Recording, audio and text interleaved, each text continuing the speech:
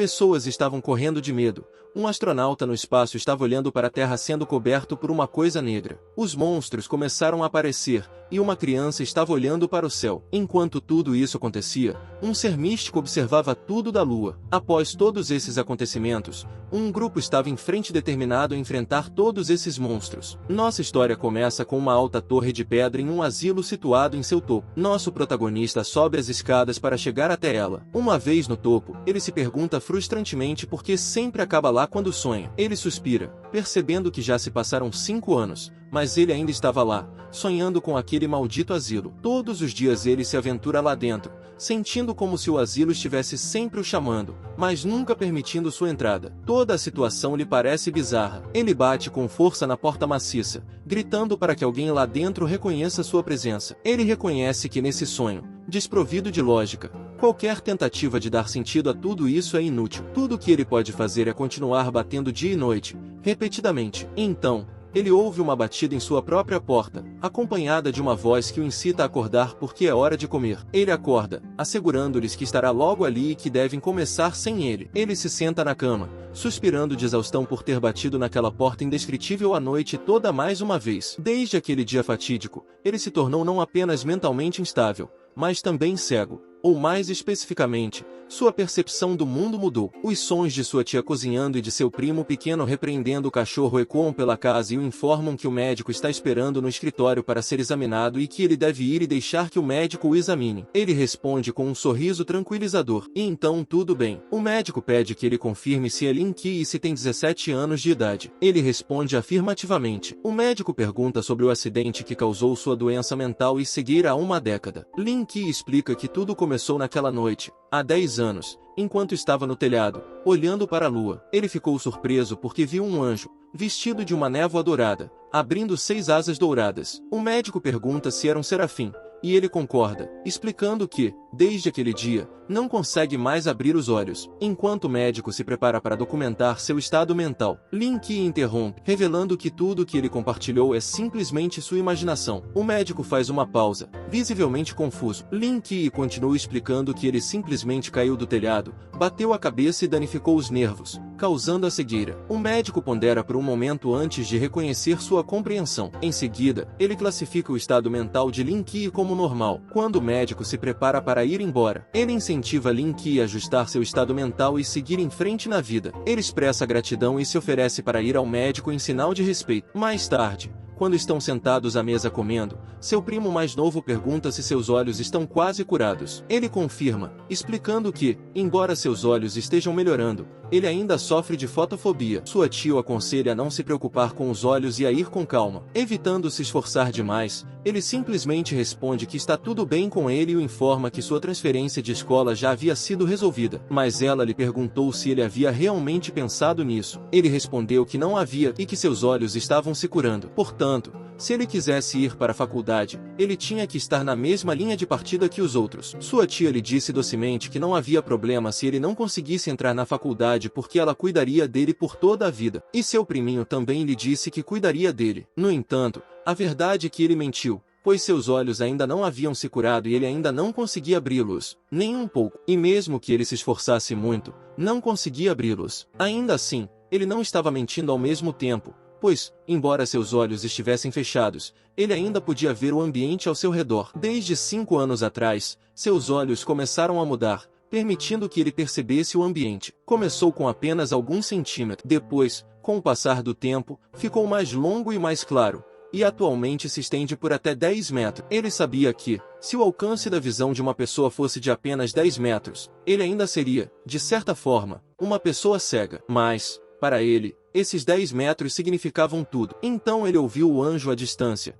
perguntando se ele ainda estava olhando para ele. Ele suspirou e se virou para ir para a cama, sabendo que estaria batendo em seu sonho novamente, não ouvindo algo farfalhar sob seu apartamento. Um monstro atingiu o pico enquanto se escondia atrás do poste da rua. Em seguida, ele cortou o poste da rua para atingir as pessoas que o perseguiam. Os monstros fugiram enquanto as pessoas de vestes vermelhas os perseguiam. Um deles chamou o velho Zhao para pedir um sinal. O homem que estava acendendo um cigarro respondeu que o tinha recebido. Zhao inalou o cigarro e disse que as As 3 placas de sinalização estavam todas no lugar. Em seguida, posicionou os dedos em um 3 e ativou as ruínas proibidas. Ele colocou os dedos no chão e uma luz vermelha e poderosa emergiu do subsolo ao seu redor. Ele então ordenou que ela se abrisse, fazendo com que a luz vermelha e poderosa se tornasse mais forte e disparasse para o céu, liberando uma barreira poderosa. Os monstros pararam de correr quando viram a luz vermelha bloqueando seu caminho e um deles tentou passar a mão por ela, mas sua mão se queimou. Então, alguém apareceu atrás deles e lhes disse para não se darem ao trabalho de tentar. A pessoa tirou a capa do manto e a senhora disse aos monstros que eles não sairiam daquela matriz. Os monstros olharam para ela e correram em sua direção para atacar, mas ela ficou parada e lhes disse que a eliminação estava começando agora. No dia seguinte, na escola,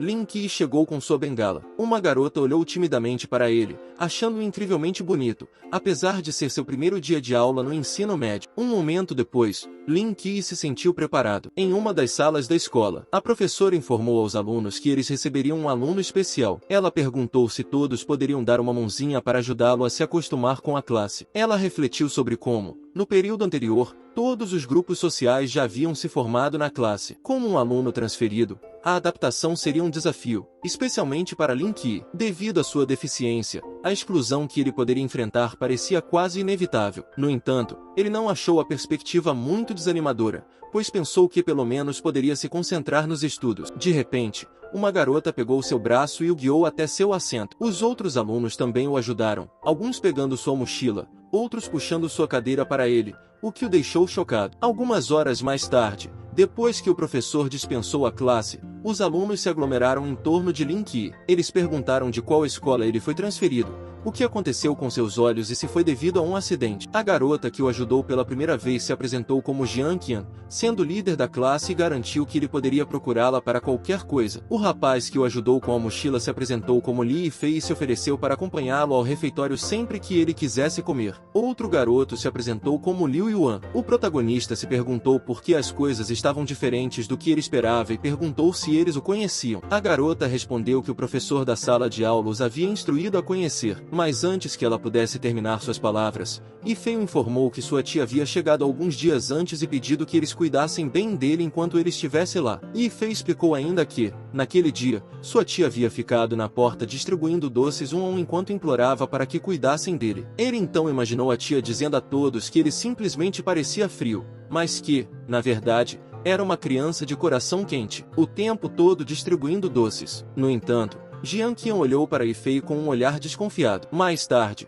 o protagonista se concentrou no que o professor estava dizendo. Há cerca de 100 anos, ainda havia cerca de 200 países espalhados pelos continentes e 4 oceanos. Um dia, uma névoa interminável apareceu na Antártica. O protagonista estava pensando que não poderia deixar que os esforços de sua tia fossem em vão. O professor continuou, explicando que a névoa mística e venenosa se espalhou em um ritmo alarmante, engolfando 98% da superfície da Terra em 24 horas. Era diferente de tudo que os humanos já haviam conhecido. Além disso, nenhum dispositivo de exploração podia penetrar em sua superfície e ninguém sabia se os outros países além da névoa ainda existiam ou se eram os últimos sobreviventes. Enquanto isso, em alguns esgotos, um monstro enorme surgiu, mas antes que pudesse atacar, uma lâmina o dividiu ao meio, revelando uma mulher no centro. Mais monstros correram em direção a eles para atacar, o que levou a mulher a ordenar que seu pessoal matasse todos eles e não deixasse nenhum escapar. O vigilante noturno, o Enkimo, respondeu que entendia. A mulher gritou para sua equipe que eles só precisavam bloquear aquele esgoto e os monstros não teriam para onde escapar. Em seguida,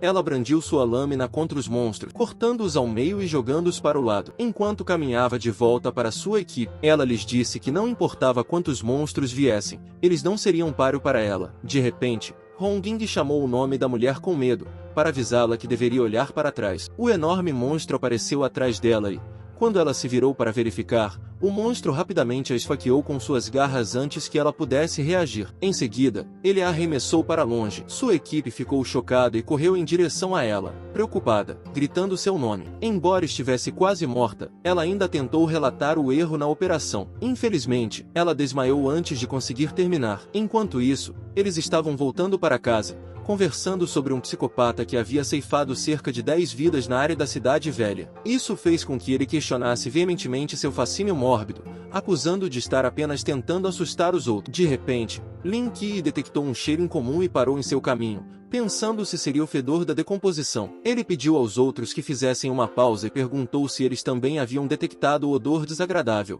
enquanto olhavam para um espaço aberto. O garoto concordou que ele também sentiu o mau cheiro. O protagonista mencionou que eles deveriam investigar isso. Sem que eles soubessem, não estavam sozinhos nesse local. Liu Yuan ativou a lanterna do celular. O feixe revelou uma mulher encharcada de sangue, deixando-os congelados em choque. Com medo, eles gritaram por ajuda enquanto observavam a mulher que estava sendo atacada por um monstro. A criatura jogou a mulher no chão e soltou um grito furioso contra o grupo. O quinto rapaz, superando o choque inicial, gritou para seus amigos, pedindo que não ficassem parados e fugissem. Eles entraram em pânico quando tentaram fugir, mas Lin Qi foi deixado para trás, lutando para desembaraçar a corda de sua bengala de sua mão. Felizmente, ele conseguiu se libertar e decolou, ciente do monstro que o perseguia de perto. A garota olhou para trás para procurar Lin Qi, mas ele a aconselhou a não fazer isso. Ao ver a criatura perigosamente perto de Lin Qi, ela instintivamente jogou a bolsa por cima do ombro, sem perceber que poderia atingir Lin Qi inadvertidamente. Por sorte, Lin Qi se esquivou e sua bolsa atingiu o monstro. No momento em que o protagonista estava se aproximando da saída, outro monstro se materializou e bateu violentamente em sua cabeça. Momentaneamente atordoado, Lin Qi recuperou abruptamente seus sentidos ao perceber o segundo monstro. Ele se lançou sobre ele, mas ele conseguiu se esquivar e, percebendo que sua única opção era revidar, golpeou a criatura com sua bengala. Apesar de outro golpe agressivo, o monstro conseguiu atacá-lo por trás, fazendo rolar no chão, quicar e deslizar. Durante o processo, sua panturrilha foi ferida, mas sua preocupação era outra, pois ele chamou Jian Qian e se preocupou. Infelizmente, a garota já estava se tornando a refeição do segundo monstro. Enquanto um monstro estava ocupado devorando Jian, outro começou a se aproximar de Lin Qi, apenas para que um terceiro aparecesse acima dele, preparando-se para atacar. Lin Qi não pôde deixar de questionar sua má sorte. Lembranças de anos de dificuldades, cegueira e o fato de ter sido rotulado de psicopata voltaram à tona. Apesar de suas adversidades passadas, ele sempre sobreviveu. Agora, quando estava pronto para virar uma nova página e abraçar um novo começo, ele foi confrontado por essas bestas grotescas. Com um grito desafiador, ele declarou sua recusa em aceitar esse destino, fazendo com que uma luz dourada brilhante irradiasse de seus olhos. Apesar do espetáculo visual, o monstro se lançou sobre ele. Um anjo, ouvindo seu choro, examinou a terra e fixou seu olhar no conflito em andamento. Ao mesmo tempo, o ataque de um monstro cortou sua panturrilha. Seus olhos se abriram, liberando uma intensa luz dourada. De repente, uma poderosa aura dourada irrompeu dele, subindo em direção ao céu com um estrondo. Enquanto isso, em algum lugar, Bao corria pelas ruas, agarrado a um poste perguntando a Hongling o que estava acontecendo. O Enkino informou a Zhao que a operação de eliminação havia falhado e que eles haviam sido emboscados pelo Rei das Máscaras Fantasmas. Além disso, pendurado com ferimentos graves e enfurecidos, Ao perguntou ao Enkimo quantas máscaras fantasmas haviam escapado e, se alguma, havia se infiltrado na área residencial. O homem respondeu que os 3 haviam entrado na área da cidade velha e estavam a sudoeste dele. Zhao afirmou que iria interceptá-los. De repente, Ao parou quando uma poderosa luz dourada apareceu, fazendo com que ele ficasse surpreso, imaginando se isso significava o surgimento de uma nova ruína proibida. O Enkimo e os outros também notaram a luz dourada. O homem estava ciente de que a força era imensamente forte, sugerindo que poderia ser alguém mais poderoso do que o quinto limite. No entanto, ele percebeu que a força havia alcançado até mesmo o sexto limite. Zhao retomou a corrida, pensando em como um indivíduo tão poderoso poderia surgir em uma cidade pequena. Enquanto isso, de volta à base, o homem que monitorava Lin Qi especulou que essa não era uma ruína típica de humanos proibidos, mas mais parecida com uma ruína de deuses. Ao mesmo tempo, o Código Divino 3, Miguel, chegou. O protagonista examinou sua mão, observando que fazia uma década desde a última vez que ele observou o mundo de perto. Os monstros se prepararam para atacar e se lançaram na direção dele, mas ele se esquivou do ataque, considerando-o muito lento. O protagonista observou que não apenas sua velocidade de reação, mas também seu alcance sensorial havia dobrado em um raio de 20 metros. Ele podia perceber tudo que voava no chão, e um dos monstros saltou instantaneamente para atacá-lo. No entanto, um simples olhar dele e o surgimento de Miguel atrás de seu corpo deixaram o monstro congelado de medo. Lin Qi girou bengala, segurou ela com força e a enfiou na cabeça do monstro. A bengala atravessou, atingindo o outro na parte de trás. O monstro caiu morto no chão. De repente, Lin Qi sentiu uma onda de tontura e caiu, percebendo sua incapacidade de se mover. Uma luz dourada irrompeu de seu corpo, fazendo com que ele gritasse de dor. Os monstros o observaram confusos, reconhecendo que sua guarda estava baixa. Eles partiram em direção a ele para atacar. Ele estava sentindo dor, mas sabia que não poderia se esquivar do ataque dos monstros. Felizmente, alguém chegou e desembainhou sua espada. Em seguida, ele a brandiu em direção à língua do monstro, fazendo-a queimar. Zhao bloqueou o ataque do monstro, que estava prestes a atingi-lo. Isso surpreendeu Zhao, que então balançou sua espada no ar com tanta força que cortou o monstro ao meio. O protagonista observou Zhao por trás, pensando em como ele era forte e imaginando que exatamente Zhao era. Zhao informou a sua equipe que a eliminação estava completa e que eles deveriam deixar a divisão de logística limpar a área. Zhao exalou a fumaça de seu cigarro e perguntou se aquilo era legal, o que o deixou confuso. Zhao perguntou-lhe novamente, com entusiasmo, se sua jogada anterior tinha sido legal. Zhao também o convidou para participar e ser tão legal quanto ele, mas o menino recusou. Zhao ficou chocado e perguntou, por que não? E o Lin Qi respondeu que era muito arriscado, mas Zhao ainda sugeriu que eles mudassem de lugar e tivessem uma longa e agradável conversa. Ele se apresentou como Zhao Konshen e lhe garantiu que não era um cara mau. Lin Qi disse a Zhao que acreditava nele e que precisava pegar sua bolsa porque seus livros didáticos ainda estavam lá. Zhao lhe disse para ir em frente e ser rápido. Mais tarde, Zhao ficou frustrado porque, apesar de usar todos os seus encantos, ele ainda não conseguiu vencer. Um momento depois, Lin Qi chegou em casa e seu primo perguntou por que ele estava em casa tão tarde. Ele apenas respondeu que não era nada e perguntou se o primo havia terminado a lição de casa. Seu priminho respondeu que estava quase terminando. Ele se dirigiu para a escada, dizendo ao primo que estava um pouco cansado e que, por isso, iria para a cama primeiro. Ele disse ao primo para ir dormir logo que terminasse a lição de casa. Seu priminho concordou, mas ainda assim perguntou se ele estava realmente bem. Ele ficou atônito por um momento, mas, sorrindo, respondeu que estava bem e que deveria ir para a cama cedo. Em seguida, desejou boa noite ao irmãozinho. Seu primo mais novo retribuiu o gesto. Quando ele estava no andar de cima, seu primo cutucou o cachorro deles, perguntando se ele conseguia detectar o cheiro de sangue em suas roupas. Lin Qi fechou a porta e colocou seus pertences escolares em uma cadeira. Em seguida, deitou-se em sua cama, refletindo sobre como era exaustivo lidar com tal provação em seu primeiro dia de aula. Ele sabia que o indivíduo que estava tentando recrutá-lo estava longe de ser comum. Além disso, ele suspeitava que uma grande organização se escondia atrás de Zhao, uma organização que conhecia as facetas mais obscuras do mundo deles. Embora ansiasse por descobrir o que havia acontecido, ele sabia que, uma vez que certos segredos fossem revelados, seria difícil se livrar deles. Ele não tinha nenhum desejo de bancar o herói. Seu único desejo era proteger seu lar. Quando adormeceu, ele se viu de volta ao asilo. Ele suspirou de frustração. Era uma existência amarga, lutando contra monstros durante o dia e batendo em portas em seus sonhos. Ele se aproximou da porta maciça, pronto para bater novamente. De repente, um raio atravessou o céu, pegando-o de surpresa. Ele colocou as mãos sobre a imponente porta, imaginando se ela cederia desta vez. Reunindo suas forças, ele empurrou com força. Para seu alívio, a enorme porta se abriu. O asilo também demonstrou que era um santuário para uma divindade. Lin Qi ficou muito feliz com o fato de a porta finalmente ter se aberto. Ele entrou, exclamando que, depois de 5 anos, o asilo finalmente o estava admitindo. Ele deu uma olhada para dentro e tocou a parede. Depois notou algo estranho e ponderou porque a aparência era exatamente a mesma do asilo onde ele havia ficado. Em seguida, continuou a passear pelo interior, especulando que seu sonho era peculiar porque a arquitetura era idêntica. Ele parou em um beco e reconheceu que essa seção era diferente. Ele entrou no beco e parou em frente a uma sala adornada com símbolos, questionando se o asilo realmente abrigava o ser divino. Ele girou a maçaneta da porta e ficou surpreso quando ela girou sozinha. Os símbolos dela brilhavam e,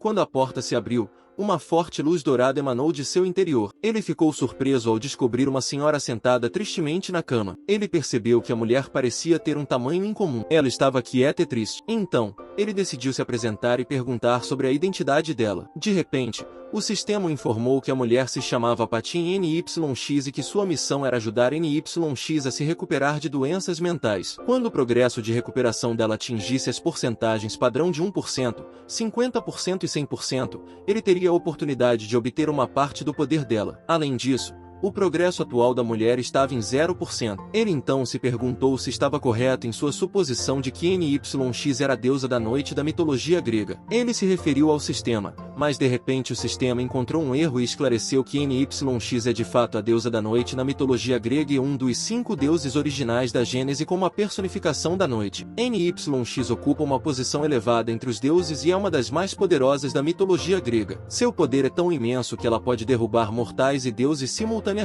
Isso fez questionar se uma deusa poderosa como NYX também poderia sofrer de doença mental e, em caso afirmativo, qual doença ela tinha e como ele poderia curá-la. Ele a examinou minuciosamente, perguntando-se se sua aflição era depressão, toque, esquizofrenia ou transtorno delirante. Ele então perguntou se ela podia ouvi-lo e entendê-lo. De repente, NYX chamou seu filho em voz alta. Ela então olhou para ele, mas ele estava perplexo com o fato de uma deusa grega poder falar chinês. As lágrimas escorreram pelo rosto de NYX enquanto ela declarava alegremente que finalmente havia encontrado seu filho. Ele ficou atônito e chocado. Ele sabia que tinha sido criado pela tia e não se lembrava de seus pais biológicos, o que o levou a questionar se NYX era de fato sua mãe. Ela pulou animada para abraçá-lo, mas quando ele abriu os braços para retribuir o abraço, ela passou correndo por ele, deixando-o atônito e sem palavras. Ele se virou lentamente para observá-la e a viu abraçando um baixo, referindo-se a ele como seu filho. Ela também chamou um armário de hipnose de um de seus filhos e correu para abraçá-lo. Isso fez com que Lin Qi percebesse que NYX estava realmente doente. NYX chamava alegremente os nomes de seus filhos enquanto abraçava vários itens na sala. Ele correu em direção a ela em pânico, implorando para que parasse. Mas então ele acordou exausto, imaginando como deveria fazer para curar NYX. No dia seguinte, os alunos cochichavam uns com os outros, lançando olhares para Zhao, que estava fervendo de raiva. Sua raiva se devia ao fato de Lin Qi tê-lo enfrentado no dia anterior, e ele desafiou Lin Qi abertamente, afirmando que não poderia se esconder quando estava diante dos portões da escola. Inicialmente, Zhao pensou que Lin Qi era uma figura formidável do estágio de Klein. No entanto, ele logo percebeu que Lin Qi era apenas um novato. Na fronteira, seu capitão havia ordenado que eles recuperassem o agente Serafim a qualquer custo, recusando-se a deixar a antiga Igreja de Deus capturar Lin. Essa missão teve prioridade sobre caçar o Rei das Máscaras Fantasmas. Fumando seus cigarros, Zhao diz que o Rei das Máscaras Fantasmas teve sucesso. Quando o portão da escola se fechou, ele ouviu o som característico do portão sendo trancado. Cheio de frustração, ele perguntou ao segurança se o jovem ainda não havia chegado à escola. No dia seguinte, no hospital, um médico pediu a Zhao que confirmasse se um amigo dele percebe tudo como o filho dela. Zhao respondeu afirmativamente. O médico perguntou se essa amiga costumava passar longos períodos chorando, e Zhao também confirmou isso. Ele perguntou se essa amiga recitava histórias para os rostos e cadeiras da sala, e Zhao respondeu positivamente novamente. Por fim, o médico perguntou sobre seus hábitos de sono, e Zhao informou que ela quase não dormia. O médico deduziu que parecia que a amiga de Zhao estava gravemente doente, com um grave distúrbio delirante. Ele recomendou que Zhao a levasse ao hospital para tratamento, mas Zhao explicou que a condição dela era única. Portanto, o tratamento hospitalar estava fora de questão. Depois de um momento de silêncio, o médico informou que, se a hospitalização não era uma opção, a única alternativa era a medicação. Ele poderia fornecer alguns remédios para que ela experimentasse, mas se a condição não melhorasse, ela precisaria ser levada ao hospital. Zhao se perguntou se a medicina da realidade poderia ser trazida para o reino dos sonhos, mas ele sabia que, mesmo que conseguisse fazer isso, provavelmente não afetaria os deuses por trás dele. As moças conversavam sobre um homem de meia idade. Lin Qi parou quando notou Zhao se aproximando dele. Zhao estava claramente frustrado, pois dizia estar esperando ali desde as 6 da manhã. Ele estava tomando sol, mas ainda não tinha visto o jovem. Quando Zhao levantou a cabeça, ele viu Lin Qi,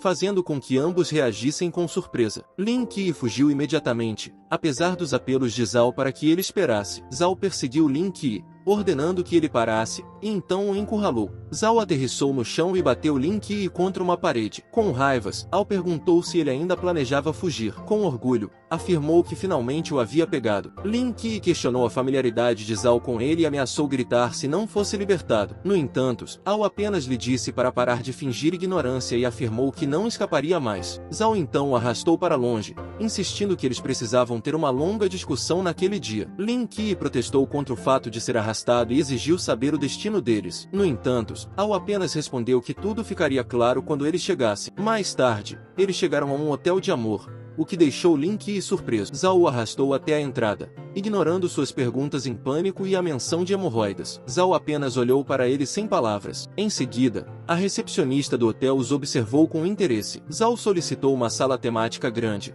sensual e intensa, fazendo com que Lin Ke escondesse o rosto de vergonha. Ele questionou nervosamente a escolha de Zhao de um local como esse para uma conversa. Momentos depois, eles se encontraram na sala solicitada. Zhao abriu a porta e empurrou Lin Ke para a cama. Ele então exigiu que Lin Ke revelasse seu passado e perguntou se ele havia encontrado Miguel em setembro de 1922. Uma equipe de investigação de neblina descobriu um dragão gigantesco sobrevoando a Fossa das Marianas, identificado como o Dragão do Caos, Leviatã. Esse avistamento marcou a primeira vez na história da humanidade que uma criatura mítica foi observada. Esse fenômeno derrubou todas as noções preconcebidas da realidade. No entanto, para manter a estabilidade da sociedade, a existência de criaturas míticas foi ocultada. O Leviatã foi codificado como uma criatura mítica, marcando-o como a primeira criatura mítica registrada. Além disso, Al revelou que o serafim que ele havia visto, chamado Miguel, foi a terceira criatura mítica avistada em 1928 e recebeu o código 3 em março de 1928. Zhao contou sobre um evento em que um raio dourado saiu da lua e levantou um vulcão na América do Norte. Isso sinalizou para eles a presença de uma divindade na lua, impedida por uma densa névoa. A equipe de investigação passou um ano chegando ao local após realizar um exame minucioso. Eles descobriram uma entidade selada codificada como 4 na extremidade da cratera. Essa entidade foi identificada como o Anjo Caído. Atualmente, Lúcifer, tornou-se aparente que as crianças nascidas após o aparecimento do nevoeiro poderiam potencialmente despertar um poder único, denominado Ruínas Proibidas. A força, o alcance e a especialidade dessas ruínas proibidas se desenvolveram em conjunto com o poder espiritual de quem as possuía. Zhao explicou que a luz dourada observada na noite anterior era a onda de poder de Miguel e que a ativação de suas ruínas proibidas deve ter coincidido com esse evento. Ao examinar sua mão, ele percebeu que sua habilidade sensorial eram suas ruínas proibidas e a visão dinâmica e o poder divino do serafim que ele ganhou após a abertura. Seus olhos eram sinais de crescimento da habilidade. Enquanto Zhao lhe servia um copo de água, ele explicou que, com base no nível de poder espiritual, as ruínas proibidas eram categorizadas em 6 estágios principais. O primeiro estágio, Zhan, era comparado a uma xícara de água parada, pequena e calma. O segundo estágio era comparado a um lago cheio, mais calmo. O terceiro estágio, Xuan, era análogo a um rio exuberante e caudaloso. O quarto estágio, Alto,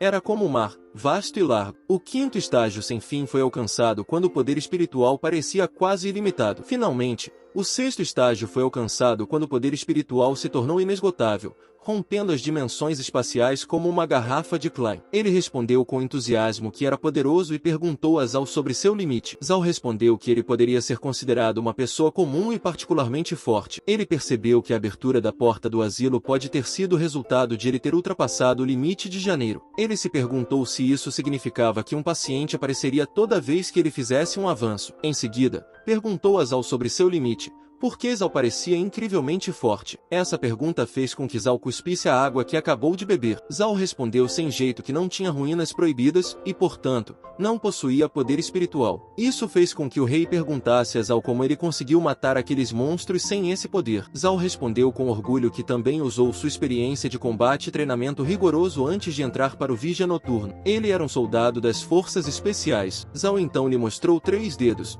explicando que havia 3 maneiras de adquirir ruínas proibidas. A primeira era nascer com elas, como Lin Ke. A segunda maneira era por meio de itens especiais de ruínas proibidas e a terceira maneira era receber esse poder de um deus. Os deuses concedem uma parte de seus próprios poderes àqueles que escolhem como seus agentes no mundo mortal. Entretanto, esses agentes também recebem ordens de seus respectivos deuses e suas ações representam a vontade do deus. Normalmente, cada deus tem apenas um agente, e todos os agentes descobertos até agora servem sob o nome de deuses malignos. Eles formaram uma organização chamada Igreja dos Deuses Antigos, cujo objetivo é trazer o caos de volta ao mundo. Zhao então agarrou seu ombro, perguntando-lhe sobre as ordens de Miguel e questionando de que lado ele estava. Lin Ke respondeu que não sabia porque Miguel não havia dito nada. Zhao ficou surpreso ao ouvir isso e perguntou se ele nunca tinha ouvido a voz de Miguel, pois isso não fazia sentido. Zhao explicou a ele que, de acordo com suas suposições, Miguel estava neutro ou do lado bom. Miguel havia lhe dado a ruína proibida, mas não disse mais nada. Então ele se perguntou o que Miguel estava pensando. O protagonista disse a Zal que ele não se importava com o que Miguel estava pensando. Ele declarou que, mesmo que Miguel lhe desse ordens,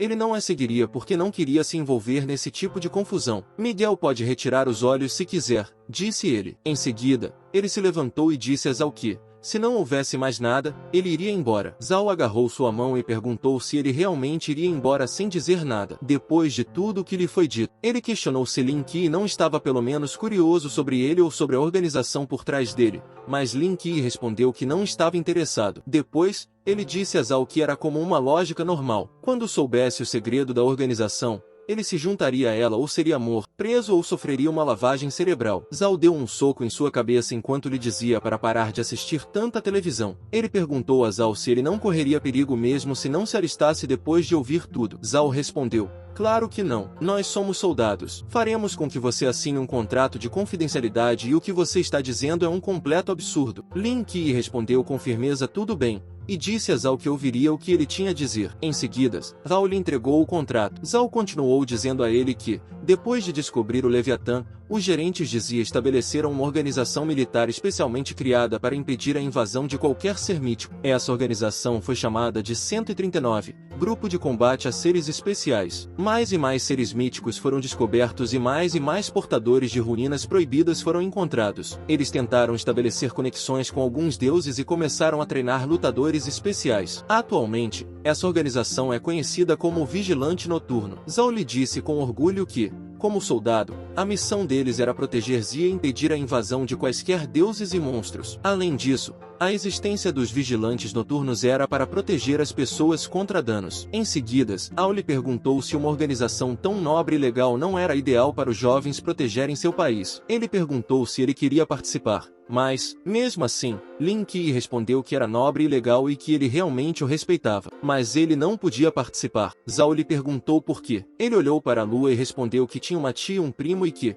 nos últimos 10 anos, sua tia havia trabalhado duro para Jin e sua deficiência, que havia afetado sua saúde. Sua tia é teimosia porque ela sempre se esforça demais. Quase chorando de dor, ele estava sentado bem em frente a ela, e ela acreditava que ele não conseguia ver que sua tia tinha vivido com muita cautela e de forma muito cansativa. Seu primo, inteligente e motivo de orgulho para ela, infelizmente era jovem demais para assumir a responsabilidade da casa. Assim, ele continuou seus estudos, trabalhando duro para ganhar dinheiro para cuidar da casa. Ele prometeu a si mesmo que, um dia, compraria uma casa grande para a tia e a prima, libertando-a de seu trabalho árduo na fábrica. Ele disse a Zal que, nos últimos 10 anos, eles nunca o abandonaram, apesar de sua deficiência. E agora que sua visão foi restaurada, ele não tinha intenção de deixá-los para trás. Ele queria ficar ao lado deles, protegendo seu lar a cada passo do caminho. Zal, surpreso com sua resposta, olhou em seus olhos determinados e sorriu. Ele o aconselhou a voltar para casa,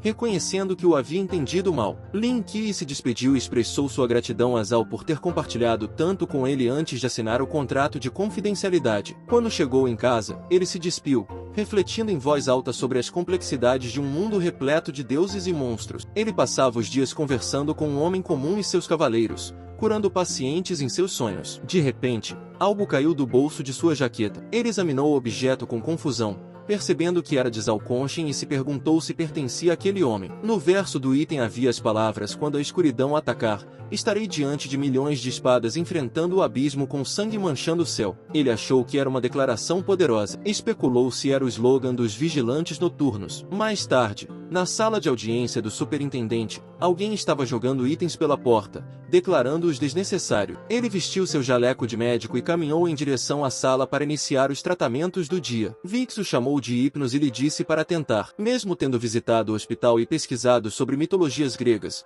ele ainda não tinha ideia de como tratar NYX.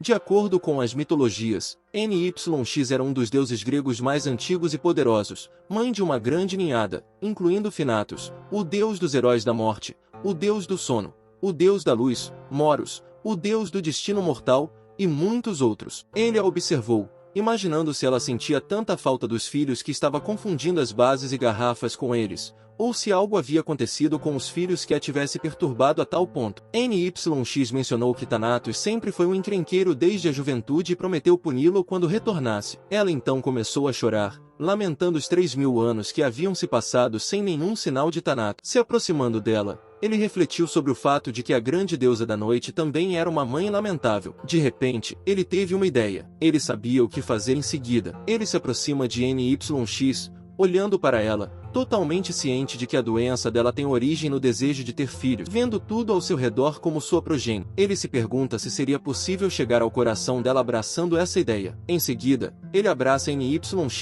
referindo-se a ela como mãe. Ele lhe garante seu retorno, uma revelação que leva NYX às lágrimas e faz com que ela solte o objeto. Ela o estava segurando. Abraçando, NYX o recebe de volta com alegria, como se ele fosse realmente seu filho. O sistema indica que ele cumpriu 3% da meta exigida, o que o leva a dar um suspiro de alívio. O progresso está finalmente à vista. Depois de libertá-lo, NYX lhe entrega uma xícara de chá, presumindo que ele é Thanatos. Ele verifica o sistema e observa que ele está alocando uma recompensa aleatória dos poderes de Mix devido ao seu progresso. Ele pressiona o botão de sorteio e, quando o quadro de sorteio é ativado, ele pensa que é apropriado que NYX seja a deusa da noite. Dada a correlação entre os poderes dela e seu nome, enquanto ele examina o quadro, a frase reprodução extraordinária em uma das opções chama sua atenção, levando-o a questionar se isso é considerado um poder divino. O indicador aproveita seu movimento circular e pousa em dançarino da noite estrelada. Lin Qi considera que isso não parece particularmente formidável,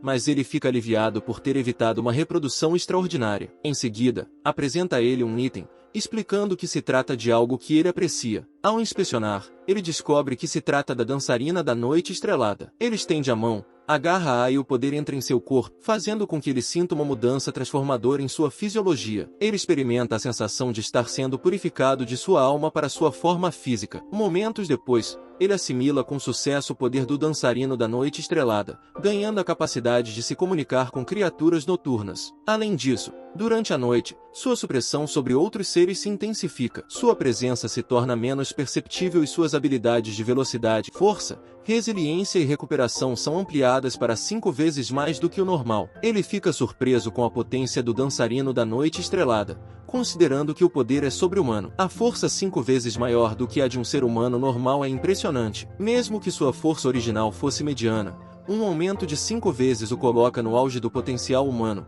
equipando-o para proteger sua família. Acreditando que ele é Thanatos, NYX o questiona sobre o desejo de seu irmão mais novo por ele e o incentiva a compartilhar um abraço com o irmão, com o que ele concorda. Ela lhe apresenta uma cápsula de haloperidol para Deus, surpreendendo. Sem demora, ele coloca a cápsula sobre a mesa e sai apressadamente, assegurando a NYX que retornará em breve. Alguns minutos depois, ele chega a uma sala e agarra a maçaneta da porta, empurrando-a com firmeza para abri-la. Ele fica surpreso com a abundância de medicamentos, o que o deixa perplexo. E, na manhã seguinte, seu despertador tocou para acordá-lo. Ele se levantou e olhou pela janela, declarando alegremente que aquele tinha sido o melhor sono que tivera em muito tempo. Sentia-se revigorado e relaxado. Ele desceu as escadas, e quando chegou ao primeiro andar, viu sua tia pronta para sair. Ele perguntou se ela estava indo para o trabalho tão cedo. Sua tia respondeu afirmativamente e explicou-lhe que os novos materiais haviam chegado à fábrica e que haviam pedido a ela que começasse a trabalhar neles o mais rápido possível antes que sua tia fosse embora. Ela olhou para ele e disse que iria embora e que ele deveria tomar o café da manhã com o primo. Ele ficou chocado ao ver o rosto de sua tia. Ele fechou os olhos com força e os abriu lentamente quando a tia saiu. Ela lhe disse para não se atrasar, mas antes que ela tivesse saído completamente, ele a chamou. Sua tia olhou para trás e perguntou por quê. Ele lhe disse que agora podia vê-la surpreendendo-a e levando-a às lágrimas de alegria. Ela imediatamente o abraçou,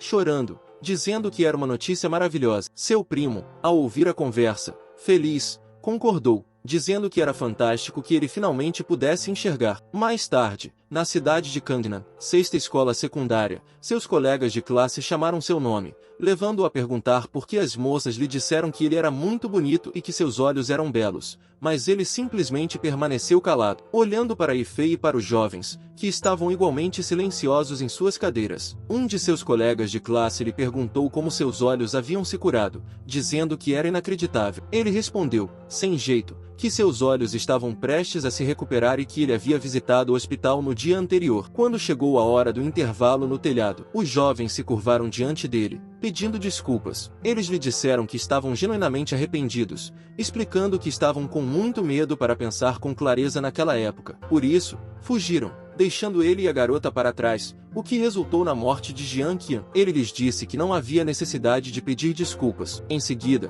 passou por eles, dizendo que fugir do perigo era um instinto natural e que, se ele estivesse no lugar deles, provavelmente teria corrido ainda mais rápido. Liu Yuan perguntou se ele realmente não os culpava e se ele também havia encontrado esses caras e assinado um contrato de confidencialidade. O jovem então explicou que aquelas pessoas o abordaram naquela noite e quase o mataram de susto, mas Yifei afirmou que realmente queria se juntar a eles. Ele perguntou a Yifei por que ele queria se juntar a eles, e Yifei respondeu que ser uma pessoa comum era entediante. Ele afirmou que muitos homens sonhavam em entrar em uma organização secreta e lutar contra inimigos ocultos na sociedade humana. Ele disse a Yifei que estava romantizando o sonho, mas a verdade era que ele poderia morrer em sua primeira missão. Seus pais nunca saberiam, e ele deixaria o mundo dele sozinho. Ele fez essa afirmação enquanto caminhava em direção à porta de saída. Mais tarde, naquela noite, ele ficou em frente à porta, percebendo que ia chover. Ele abriu a porta, anunciando seu retorno. No entanto, quando levantou a cabeça para olhar para dentro da casa, ficou chocado ao ver Zhao sentado na sala de estar. Ele entrou em pânico e perguntou a Zhao como ele havia encontrado sua casa. Zhao revelou o objeto que tinha no bolso anteriormente e explicou que havia colocado o rastreador em seu bolso. Ele passou por Zhao, lembrando de que ele já havia declarado que não se juntaria a eles. Zhao mostrou uma quantia significativa de dinheiro sobre a mesa, dizendo-lhe que sabia disso, mas que não estava ali por esse motivo. Ele olhou para o dinheiro, perguntando a Zhao o que significava, mas Zhao simplesmente colocou o cigarro na boca e perguntou se ele se importava de fumar. Ele respondeu assertivamente que não se importava de ir embora. Zhao ficou surpreso. Zhao informou que seu pai faleceu quando ele tinha 6 anos e que sua mãe teve que trabalhar em 2 empregos para criá-lo. Apesar disso, ele conseguiu manter boas notas, o que foi suficiente para que se tornasse chefe de aldeia. No entanto, ele decidiu se alistar no exército, apesar das objeções da mãe. No dia em que ele partiu, sua mãe ficou na porta, em silêncio, observando-o partir. Por um momento, ele realmente quis ficar, mas acabou dando as costas para a mãe. Naqueles dias, ele resolveu ganhar prêmios militares e voltar para sua cidade natal, vestido com seu uniforme, medalhas exibidas em seu peito. No entanto, mais tarde ele entrou para as forças especiais e foi promovido, o que o levou a ser transferido para o departamento de vigilantes cavaleiros devido às suas excepcionais habilidades de combate. Originalmente, ele havia planejado se tornar o chefe da aldeia depois de se aposentar, cuidando da saúde de sua mãe e proporcionando-lhe companhia. Entretanto, depois de entrar para os Cavaleiros Noturnos, esse sonho foi abandonado. Mas ele era único. Era mais inteligente e sensato do que os outros e tinha seus próprios pontos de vista. Se ele optasse por ficar e proteger sua família, isso era louvável e ele deveria seguir esse caminho com orgulho, deixando o mundo, economizando para os outros. Zhao então o aconselhou a usar o dinheiro para comprar algo útil para sua tia e seu primo, pois isso facilitaria sua vida. Ele se recusou, mas Zhao colocou o dinheiro em sua mão e insistiu que era para sua tia. Então ele teve que aceitar. Devolvendo o dinheiro a Zhao, ele explicou que sua tia também o recusaria. Ele afirmou com veemência que, embora fossem pobres, eles mantinham sua dignidade e não aceitariam dinheiro de soldados que haviam arriscado suas vidas por ele. Apontando para seus olhos, ele explicou a Zhao que sua visão havia se recuperado e que ele podia cuidar de sua casa sozinho. Derrotados, Zhao se levantou e comentou sobre sua teimosia. No entanto, se essa fosse sua escolha, ele a respeitaria e iria embora. Do lado de fora, a chuva estava caindo forte e Zhao o aconselhou a se abrigar. Apertando sua mão, Zhao lhe desejou um futuro brilhante, e ele retribuiu expressando sua esperança de que Zhao ganhasse as honras que desejava. Zhao então começou a se afastar. Naquele momento, a sua tia chegou e perguntou ao protagonista se ele o conhecia. Ele simplesmente disse a ela que Zhao era um encanador. Pouco tempo depois, Zhao estava do lado de fora de uma loja, olhando para seu rastreador. De repente, alguém o alertou sobre uma emergência, fazendo com que ele perguntasse sobre a situação. Ele se levantou em choque quando foi informado de que um grupo de máscaras fantasmas estava indo em sua direção. A pessoa do outro lado explicou que haviam encontrado vestígios do sangue deles, e a julgar pelo movimento, estavam se dirigindo para a cidade antiga ou para o centro da cidade. Imediatamente, Zhao correu na chuva, informando a sua equipe que estava na área da cidade velha e perguntando sobre o plano deles. O homem respondeu que Hongbing estava liderando um grupo para apoiá-lo e que sua missão era evacuar a área da cidade velha o mais rápido possível. No entanto, Zhao questionou por que Hongbing estava envolvido quando ela estava ferida. Enquanto isso, no centro da cidade, os guardas noturnos tentaram convencer as pessoas a evacuar, mas informaram ao capitão que a população era muito grande para evacuar todo mundo. Portanto, se o rei das máscaras de fantasma aparecesse lá, as consequências seriam graves. Zhao, Em um acesso de raiva, questionou sua equipe sobre se a população cada vez menor na área da Cidade Velha justificava a negligência deles. Um de seus colegas o aconselhou a recuperar a calma, assegurando-lhe que eles não haviam abandonado a área da Cidade Velha. Um membro da equipe sugeriu ainda que, se o Rei das Máscaras de Fantasma realmente aparecesse ali, Al não deveria confrontá-lo diretamente. Essa entidade estava além da capacidade de Zal de superá-la e, por isso, recomendaram que ele usasse o espaço dos 9 mandamentos para retê-lo enquanto as forças principais se preparavam para intervir. Absorvendo essas informações, Zal reconheceu sua compreensão. Com um senso de urgência, ele abriu o caminhão, ciente de que o espaço dos 9 mandamentos não confinaria o Rei das Máscaras de Fantasmas. Se essa entidade fosse exposta ao público, ela poderia incitar a disseminação. Sob tais circunstâncias, qualquer assistência fornecida à área da Cidade Velha poderia ser considerada generosa, não deixando espaço para outras reclamações. Segurando-se em um poste, ele se lançou em direção a um destino específico, sabendo que deveria evacuar a área o mais rápido possível. Ao chegar ao prédio de apartamentos de Lin Qi, ele se viu refletindo sobre o passado associado ao local, verificando a hora. Ele especulou que a família residente provavelmente estava fazendo sua refeição noturna. De repente, um odor peculiar o atingiu. Ele parou no caminho, especulando se o cheiro poderia ser o de um cadáver em decomposição. Sua atenção então se voltou para o canal próximo, cuja tampa estava cheia de água escura e turva. A visão da água negra inundando a área fez com que Zal percebesse que havia se deparado com uma descoberta importante, embora indesejável, arrancando o poste da rua de seu lugar. Ele informou à sua equipe que havia localizado o Rei das Máscaras de Fantasma na área da Cidade Velha. Sua equipe respondeu rapidamente, anunciando que as forças principais estavam se movendo em direção à área da Cidade Velha. O homem e sua equipe também estavam a caminho e chegariam em cerca de 10 minutos. Eles advertiram Zal para que não enfrentasse o Rei das Máscaras Fantasmas sozinho e reiteraram que ele deveria usar o espaço dos 9 mandamentos para detê-lo. Jogando o poste com toda a sua forças, Al informou à sua equipe que o espaço dos 9 mandamentos não conteria o Rei das Máscaras Fantasmas nem por um minuto sem alguém dentro dele. Independentemente disso, sua equipe afirmou que ele deveria evitar qualquer combate direto a todo custo. Zal arremessou outro poste na rua, insistindo com sua equipe que era tarde demais para evacuar todos. Sua equipe o lembrou de que as mortes e os ferimentos causados pelos místicos estavam ocorrendo em todos os lugares a cada segundo. Os vigilantes noturnos não eram deuses. Eles não podiam evitar todas elas. Eles pensaram que perder um antigo colega de equipe para o Rei das Máscaras de Fantasma não valia o risco. Sem se deixar abater, Zal bateu com o poste no chão, sem responder aos seus companheiros de equipe. Ele espalhou seu sangue no poste enquanto seus colegas de equipe o incentivavam a manter a calma e evitar se tornar desonesto, ativando seu poder. Ele perguntou a Zen e a um de seus colegas de equipe se ele se lembrava do juramento que haviam feito. De repente, água preta irrompeu do canal atrás dele e o Rei Fantasma surgiu lentamente. Zal informou a Zen que, naquele momento, ele não teria milhões de pessoas o apoiando. Em vez disso, ele carregava o peso do mundo inteiro de uma criança, usando sua espada. Ele bloqueou o ataque do monstro. O choque ressoou alto devido à força envolvida, fazendo com que a água nos arredores subisse ao ar. Zal ativou suas ruínas proibidas, o espaço dos 9 mandamentos, o poste da rua, liberando uma poderosa luz vermelha e prendendo nos monstros. Poucos instantes depois, eles desapareceram, deixando para trás o canal devastado e um poste de rua chuviscando. Enquanto isso, em seu apartamento, sua tia colocou uma fatia de carne de porco em seu arroz, informando de que aquele era um dia especial e que ele deveria comer mais, sem deixar sobras. O chamado de sua tia o pegou de surpresa, ao que ele respondeu desajeitadamente que entendia. Ele colocou a carne de porco no prato de Jin, lembrando de que ele estava crescendo e precisava comer mais. Percebendo o olhar distante de Jin, ele o chamou pelo nome e perguntou a Jin onde sua mente havia se perdido. Perguntou se ele estava comendo a comida ou se não se importava mais com a carne. Isso fez com que Jin começasse a comer imediatamente. Ele olhou em volta e perguntou: "Onde está seu cachorro negro?" Sua tia apontou para o cachorro no terraço e se aproximou dele. Ele perguntou o que estava acontecendo e se havia algo errado lá fora. Olhando para baixo, ele viu o poste da rua preso no chão. Ele se deu conta e correu para fora, informando a tia que precisava cuidar de algo e que sairia em seguida. Por outro lado, Al abriu seu isqueiro e acendeu um cigarro. Ele a fumou e comentou que aquele tinha sido um dia de azar. Em seguida, reconheceu a força do capitão e a extensão do ferimento infligido,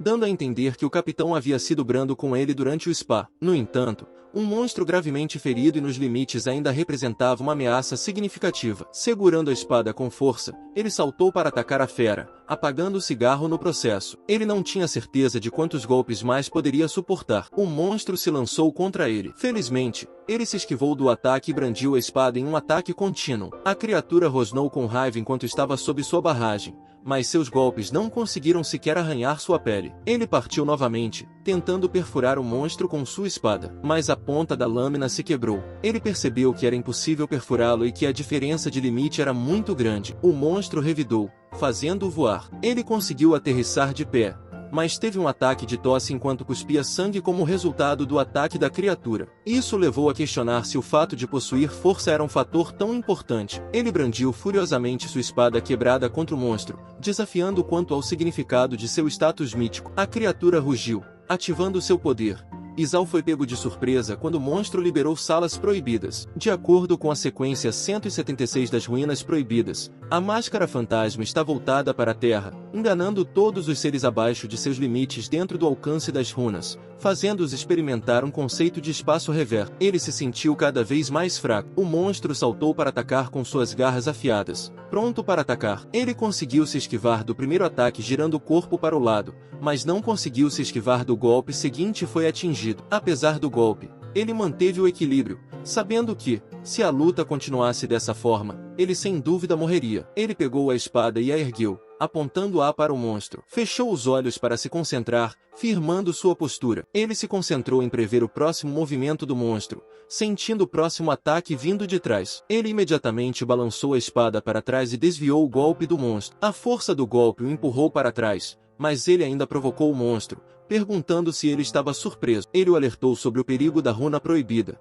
reconhecendo que normalmente ele já o teria pego. No entanto, ele acrescentou que aquele dia foi infeliz para o monstro porque estava chovendo. Zal balança sua espada na direção do monstro, declarando que ele pode enganá-lo, mas não pode enganar a chuva, enquanto ele salta para atacar. Ele se vangloria. Não quero me gabar, mas se eu tivesse proibido as ruínas, você já estaria morto. Ele aponta a espada para sua cabeça, mas sua arma fica presa. O monstro imediatamente retalia com um soco, fazendo-o voar e tossir sangue. Ao cair no chão, Al se lembra das palavras do chefe militar. O distintivo é o símbolo de um cavaleiro vigilante e também é seu último recurso. O fantasma e o invocador de Deus armazenados nele podem trocar a vida de uma pessoa por uma imensa quantidade de poder espiritual. Mesmo aqueles que não possuem uma ruína proibida podem despertar uma no final de sua vida. Portanto, use-o somente quando necessário. Olhando para seu crachá, Val acha que já está na hora. De repente, ele ouve Lin Qi chamando seu nome do lado de fora, perguntando se pode falar com ele. Ele disse que sabe que ele está aí, então é para abrir a porta e o deixar entrar. Ele bate com força no poste da rua enquanto chama por Zal,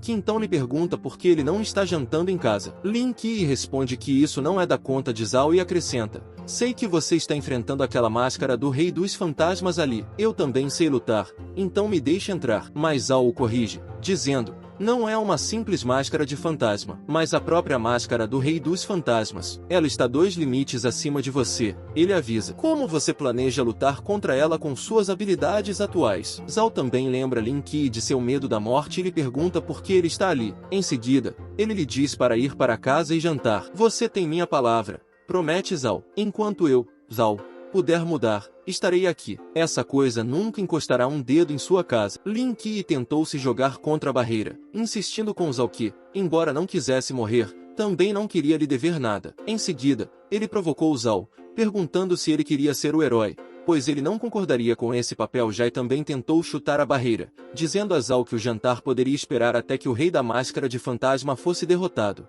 quando então eles poderiam jantar juntos. Por outro lado, Al foi duramente jogado contra a barreira. Zal tentou se levantar lentamente, aconselhando Lin Qi a não se incomodar, já que ele não poderia quebrar o espaço dos 9 mandamentos de qualquer maneira. Seria equivalente a suicídio se ele estivesse lá dentro e a única maneira de entrar seria póstumamente, por raiva. Lin Qi deu um soco no poste da rua, mas ele permaneceu imóvel. Ele olhou com lágrimas nos olhos para o poste da rua vermelha, que brilhava na garoa diante dele. Zal olhou para trás, perguntando-se se ela havia ido embora enquanto ele tirava as luvas. Ele disse a Lin Qi que era melhor assim. Ele voltou para casa para jantar e deixou as tarefas restantes para eles. Os vigilantes noturnos, muitos dos quais clicaram no distintivo, revelaram um alfinete afiado. Ele o enfiou no pescoço, perguntando ao monstro se ele sabia há quanto tempo estava esperando por esse dia. Enquanto o sangue escorria de seu pescoço, uma poderosa luz vermelha irrompeu de seu corpo e ele ativou suas runas proibidas. O monstro atacou-o, mas ele permaneceu imóvel,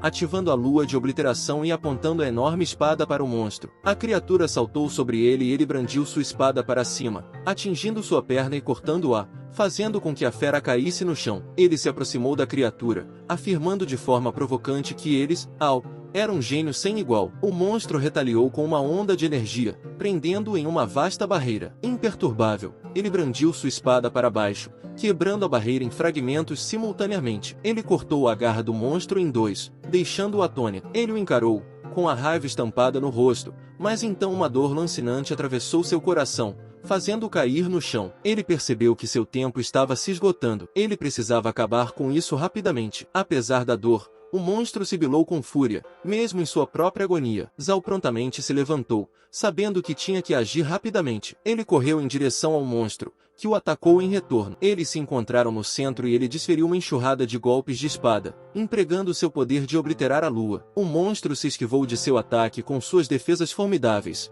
mas vários de seus golpes acertaram o alvo, deixando-o surpreso. A exaustão estava se instalando, mas ele manteve seu ataque implacável. O monstro revidou com um soco poderoso que o fez se esparramar pelo chão, caindo até finalmente parar. O monstro zombou dele com um sorriso provocador, mas, de repente, seus braços emitiram uma luz vermelha brilhante antes de explodir em fragmentos. Brincando, Qian se sentou lentamente, sorrindo enquanto provocava a criatura e a informava. Agora eles estavam empatados com apenas um braço cada. Zhao vomita uma grande quantidade de sangue e percebe que não consegue mais sentir a dor. Ele tenta se levantar sabendo que ainda não está morto e que a ruína proibida ainda está lá. Ele ainda pode lutar porque, com sua força de vontade e a presença contínua do Rei das Máscaras Fantasmas, ele consegue se levantar. Ele se recusa a sucumbir à morte. De repente, ele ouve o pulso da Rua Vermelha se despedaçar. Virando-se para olhar, ele está prestes a questionar como ele se quebrou, mas é pego de surpresa. Ao ver Lin Qi, ele pergunta como ele conseguiu entrar. Ele responde que um simples brilho fez com que ela se abrisse. Ele aliviou o fato de a noite ter acionado o poder dos dançarinos da noite estrelada,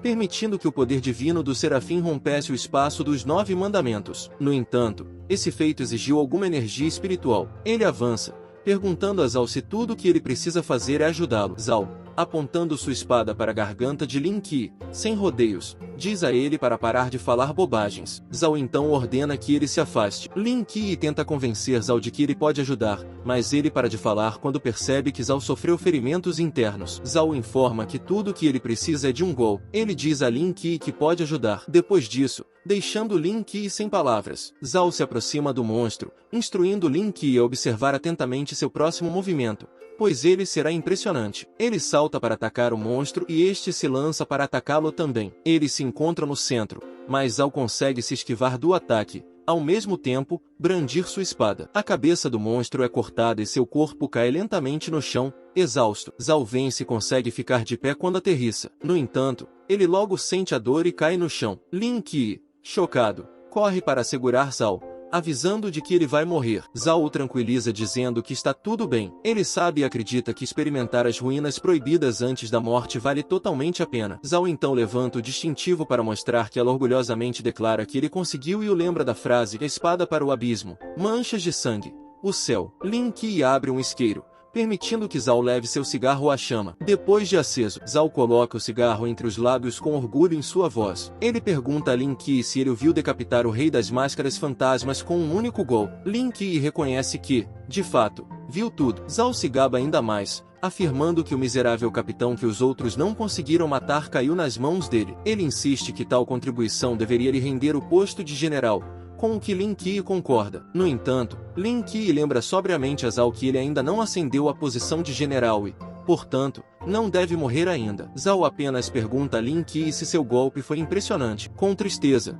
Lin Qi confirma que foi mais impressionante do que qualquer coisa que ele já tenha visto. O cigarro de Zhao cai no chão e seu corpo fica imóvel, fazendo com que Lin Qi chore em silêncio. De repente, eles percebem um movimento atrás deles. Algo se agita de dentro dos restos do monstro e se arrasta em direção ao corpo do monstro. Lin Qi confessa a Zhao que não tem medo da morte. Ele questiona se uma criança cega jogada em um asilo teria medo de morrer. Ele revela a Zhao que tentou acabar com sua própria vida várias vezes, apenas para ser repetidamente puxado de volta por uma luz metafórica, a luz de sua família. Apesar de sua forte aversão a dever aos outros, ele reconhece os sacrifícios de Zhao. Enquanto segura o distintivo de Zhao, ele se pergunta como poderá retribuir ao homem que passou despercebido por Lin Qi, o monstro reanimado atrás dele. Ele rapidamente pega a espada de Zhao e a levanta. Ao se virar, ele se vê de frente para o monstro. Ele sibila em fúria enquanto Lin Qi manobra ao redor dele. Ele ativa seu poder de dançarino da noite estrelada e lança a espada em direção à fera,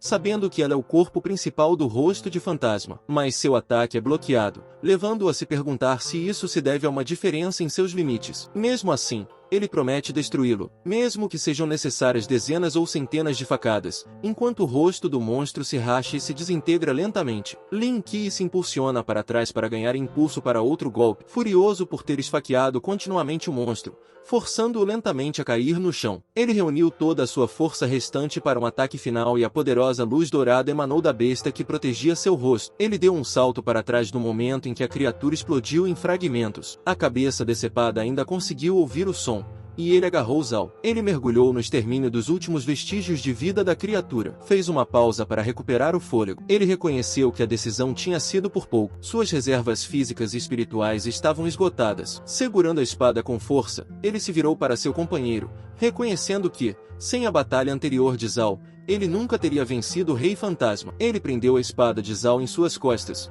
confessando a Zhao que havia apenas 3 indivíduos. Ele devia desculpas à sua tia, que havia trabalhado por 10 anos, ao seu primo, que ele havia decepcionado durante esse tempo, e a Zhao, o homem que havia salvado sua família. Com ternura, ele pegou a mão de Zhao e o ergueu em seu ombro. Ele confessou a Zhao que havia salvado seu mundo inteiro e, em retribuição, comprometeu-se a proteger o mundo de Zhao pela próxima década, com Zhao a rebote. Ele começou a andar. O vigilante noturno os encontrou e atirou em seus rostos enquanto perguntavam se Zhao havia morrido. Ele se apresentou como Lin Qi e declarou que estava retornando triunfalmente com o general Zhao Yishen. Enquanto isso, em seu apartamento, preocupado, Jin sugeriu a sua mãe que continuassem com a refeição. Sua mãe, preocupada, perguntou por que ele havia saído abruptamente durante a refeição e questionou se ele havia se envolvido em algo perigoso. Jin tentou amenizar as preocupações de sua mãe, assegurando-lhe que Lin Qi ficaria bem e que, como adulto, ele provavelmente tinha seus próprios assuntos para resolver. Sua mãe concordou com a cabeça. Sua preocupação se transformou em um sorriso ao perceber o crescimento de Lin Qi. Na manhã seguinte,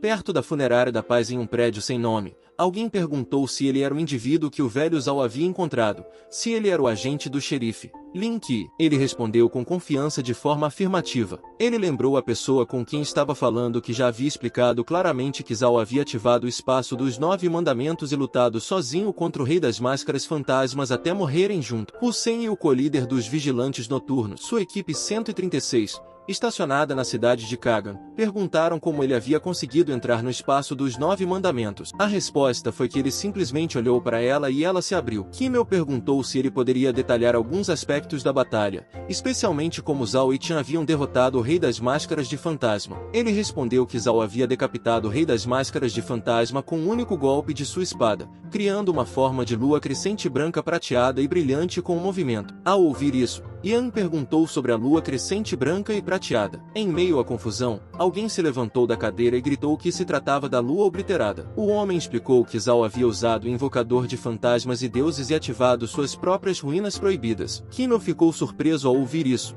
pois sabia que a sequência 83 da lua obliterada era uma ruína proibida de alto nível de ameaça. Yon admitiu com pesar que nunca havia pensado que o tio Zhao estivesse certo. O homem especulou que nem mesmo Zhao poderia ter acreditado quando despertou sua ruína proibida e morreu. Acrescentou que Zhao com certeza teria se gabado de que suas ruínas proibidas eram as mais legais e mais fortes. Ao ouvir isso, a equipe de Dão foi às lágrimas, ficou em silêncio e sentiu raiva por causa de sua morte. Mas então o homem os incentivou a parar de ficar parados e sugeriu que fizessem uma rodada de auto-apresentação, dizendo que ele se apresentaria como Lin Qi e o homem atrás dele como seu capitão. Hong Ying se apresentou e se identificou como atacante dos vigilantes noturnos, da equipe 136. Quando Kimo se apresentou como apoio da mesma equipe, a senhora que estava encarregada do apoio de batalha e também trabalhava como cirurgia militar, apresentou-se em seguida, seguida por Leng Xuan, que se apresentou como apoio de tiro distante.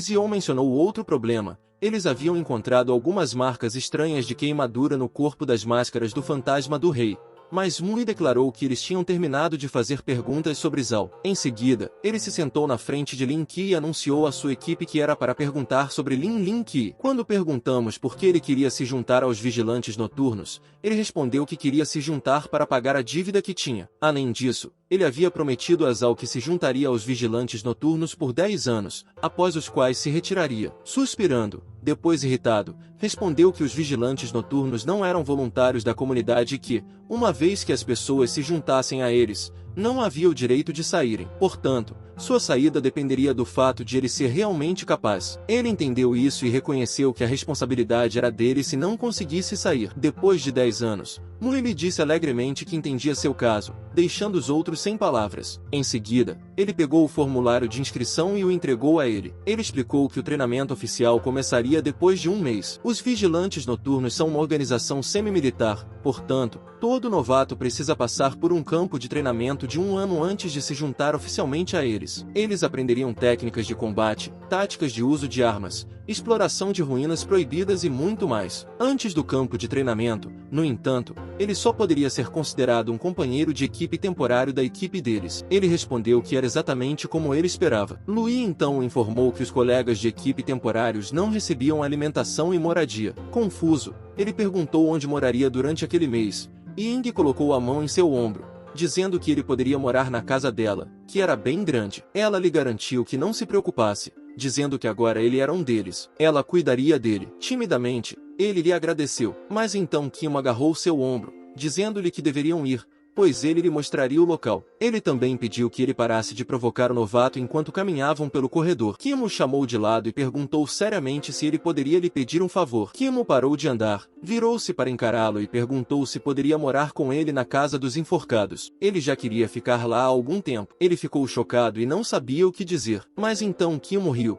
dizendo-lhe que ele estava apenas brincando. Ele não deveria entrar em pânico e deveria se sentir à vontade para perguntar se ainda tinha alguma dúvida. Lin Qi sabia que Kim estava falando sério, só que, enquanto subiam as escadas, ele perguntou a Kim por que havia apenas 6 pessoas na noite. Kim riu, elogiando-o por suas habilidades de observação. Ele explicou que, antes de chegar, havia pensado que os vigilantes noturnos eram uma grande organização semelhante a bases militares cheias de jatos e aviões. Eles chegaram ao telhado, onde o homem explicou que os vigilantes noturnos eram diferentes do exército. A gestão militar centralizada de que ele estava falando tinha uma falha fatal, que era a baixa eficiência de sua mobilidade. O homem lhe deu um exemplo. Se criaturas míticas fossem encontradas na cidade grande, isso levaria pelo menos 2 dias. A partir do momento em que as autoridades locais confirmassem sua presença, enviariam uma mensagem à base militar para verificação e, em seguida, despachariam o exército para iniciar a investigação. Shai percebeu que muitas pessoas poderiam morrer em 2 dias. Kimo concordou. Ele explicou que a melhor estratégia era colocar uma equipe de vigilantes noturnos em cada cidade. Dessa forma, se uma criatura mítica fosse descoberta, a equipe poderia iniciar a investigação imediatamente. A equipe 136 era a que estava estacionada na cidade. Ele entendeu que esse era o motivo pelo qual eles tinham divisões claras de trabalho. Todos eles tinham diferentes áreas de especialização. Kimo concordou, explicando que, desde o apoio à batalha até a liderança, todos se destacavam em suas próprias áreas e podiam trabalhar juntos para formar uma equipe ideal. Em caso de emergência, suas forças especiais também seriam chamadas para apoio. Além da equipe da estação na cidade, havia também 4 unidades das forças especiais. O homem o informou que, quando uma situação excedia o que os vigilantes noturnos locais conseguiam lidar, essas unidades vinham para ajudar. Acima de tudo, os vigilantes noturnos tinham 5 indivíduos cuja força estava além da humana. Quando perguntou a Kimo o que ele queria dizer com ser humano, Kimo respondeu que esses 5 eram conhecidos como os espadachins, o cavaleiro, o honrado, o vazio e o pedagogo. No dia seguinte, ele deu uma olhada no jornal,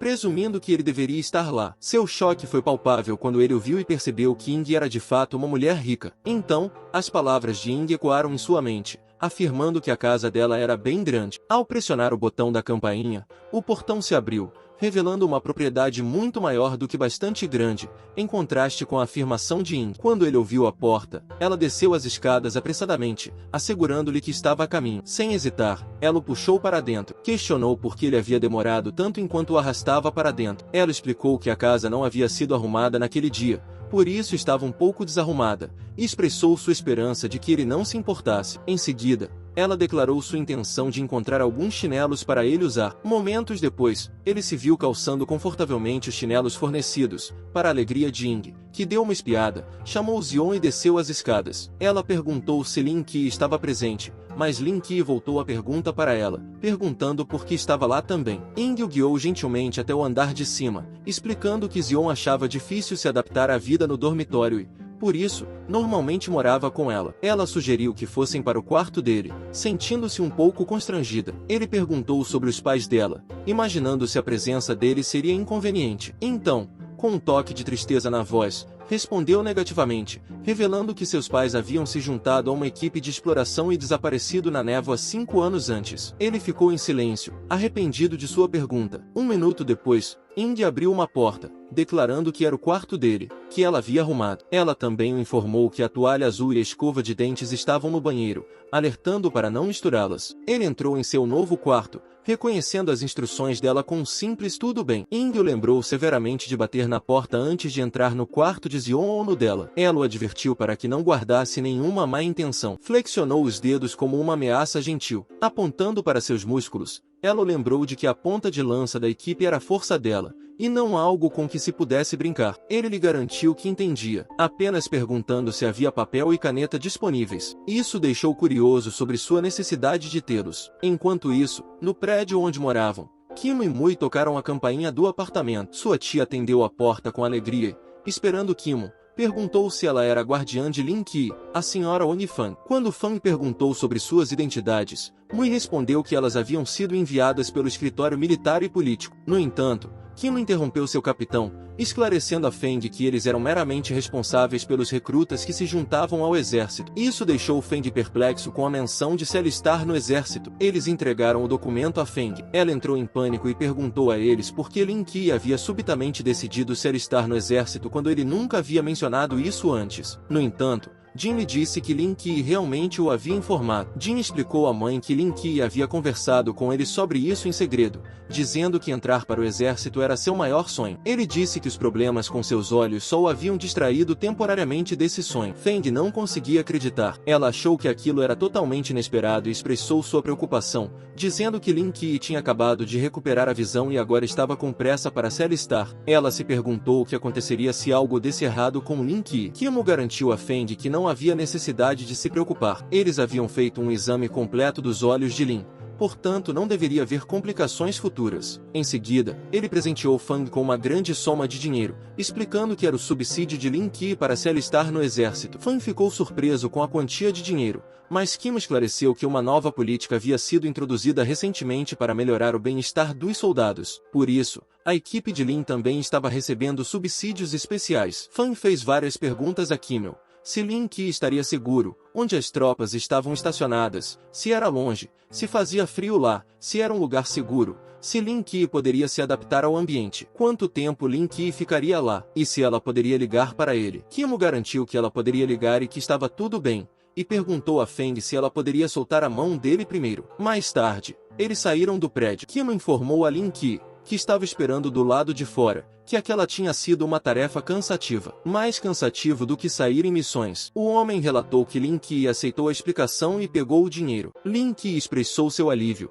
mas Mui ressaltou que aquele era o salário pré-pago de Lin Qi por um ano. Ele questionou Lin Qi sobre o que ele faria se desse todo o dinheiro. Lin Qi simplesmente respondeu que daria um jeito, e que seria apenas por um ano. Mui agarrou seu ombro e sugeriu que, se ele não estivesse ocupado, poderia sempre ir ao escritório para fazer as refeições. Isso levou Lin Qi a questionar Mui sobre o fato de ele não fornecer comida e acomodações. Mu se afastou, respondendo que normalmente não o fazia, e Kimo se juntou a ele, dando adeus a Lin Qi. Quando estavam no carro, Mui esclareceu que normalmente não forneceria comida, exceto quando estivesse cozinhando. Isso surpreendeu Lin Qi e o fez pensar por um momento. Então, eles saíram de carro, deixando-o sozinho. Ele ligou para sua tia, que lhe disse que ele deveria tê-la informado sobre sua decisão de entrar para o exército antes. Se ele realmente quisesse ir, ela não o teria impedido. Ele pediu desculpas à tia, admitindo seu erro. Mais tarde, em seu sonho, ele viu NYX do lado de fora, balançando em um balanço e cantarolando. Ela parou quando notou se aproximando e exclamou com entusiasmo que ele havia chegado. Ela levantou a mão, chamando de filho, e perguntou se ele tinha vindo vê-la. Ele afirmou, dizendo que estava na hora do remédio. Ele lhe entregou 2 comprimidos, informando a NYX que, quando ela tomasse o remédio, todos os seus filhos voltariam. Ela imediatamente jogou o remédio na boca e engoliu com alegria. Ele se sentou ao lado dela, suspirando de frustração. NYX lhe ofereceu um pouco de chá, perguntando se algo o estava incomodando. Ele aceitou o chá, reconhecendo que de fato havia algo em sua mente. Ela o informou que lhe daria um presente se fosse esse o caso, levando-o a perguntar o que era. Ela estendeu a mão dizendo que lhe daria sua pulseira para usar. No entanto, ao perceber que sua pulseira estava faltando, ela começou a procurá-la, deixando o link e sem palavras. Se você gostou desse vídeo, não esqueçam de deixar seu like e comentário. Muito obrigado por chegar até aqui, e até a próxima!